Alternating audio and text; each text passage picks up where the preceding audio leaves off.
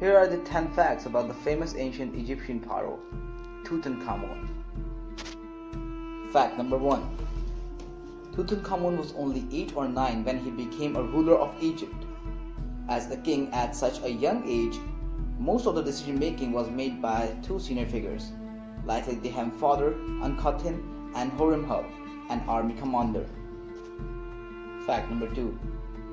Tutankhamun was the only king about 10 years before he died in his late teens. It was estimated that he ruled from 1333 BC to 1324 BC. Fact number 3. Over the years, scientists have used available technology to determine the cause of Tutankhamun's death. There are two most popular theories about his death: that he suffered a blow to the back of his head, either accidentally or deliberately, in other words, murder, or that he broke or fractured his leg when he became infected, an infection that is led to the death possibly only days later. Fact number 4. Tutankhamun had married one of his half-sisters. It is thought that Tutankhamun's father was Ankhetin. Ankhetin was married to the Nefertiti, who bore him 6 daughters. Ankhetin also had a lesser wife, Kira, who believed that to have given birth to Tutankhamun.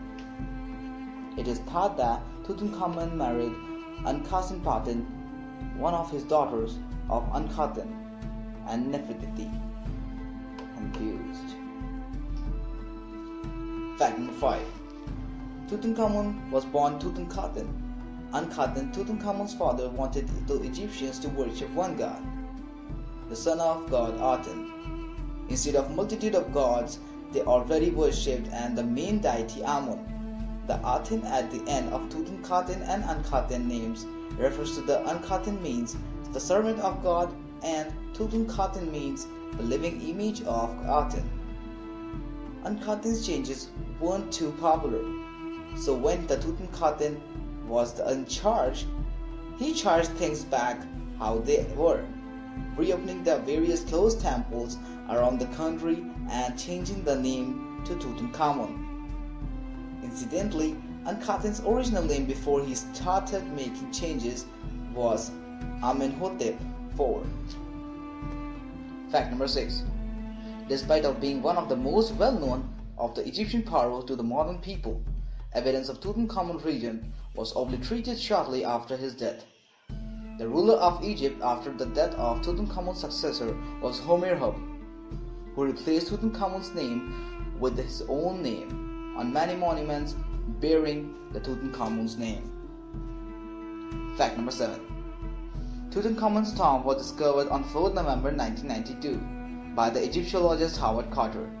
It was so prevented that we are able to get a more and complete insight of Tutankhamun's life too. Tutankhamun's remains are still contained in his tomb in the Valley of Kings at Luxor, Egypt. His famous burial mask is in public display at the Egypt Museum in Cairo, which is in the only air-conditioned room in this building. Fact number 8. CAT scans on Tutankhamun's body in 2005 revealed that the king was about 5 foot and 8 inches tall, that is 180 centimeter. He was a slight build but was well nourished. Fact number 9. Tutankhamun and his wife had no children, although Ankhesenaten did miscarry twice. The bodies of 2 stillborn baby girls was mummified and placed in the Tutankhamun's tomb in small coffins. Fact number 10. Certain strange events are said to have happened after the discovery of Tutankhamun's tomb and the removal of the items from it.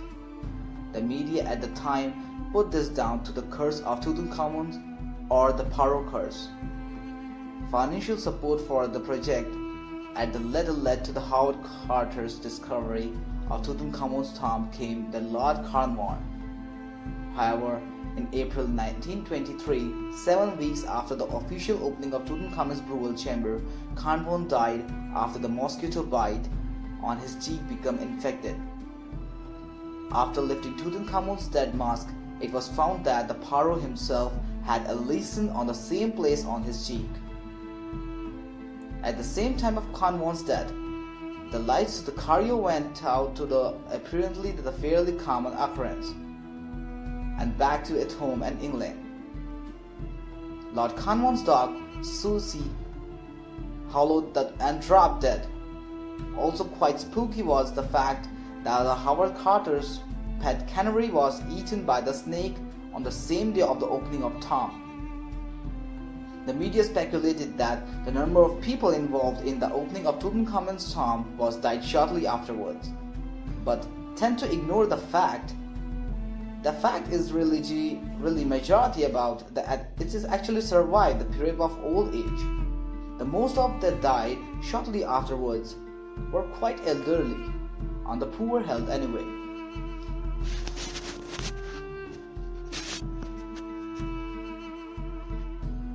So thank you guys, this is Satyam. Please don't forget to like and subscribe my channel.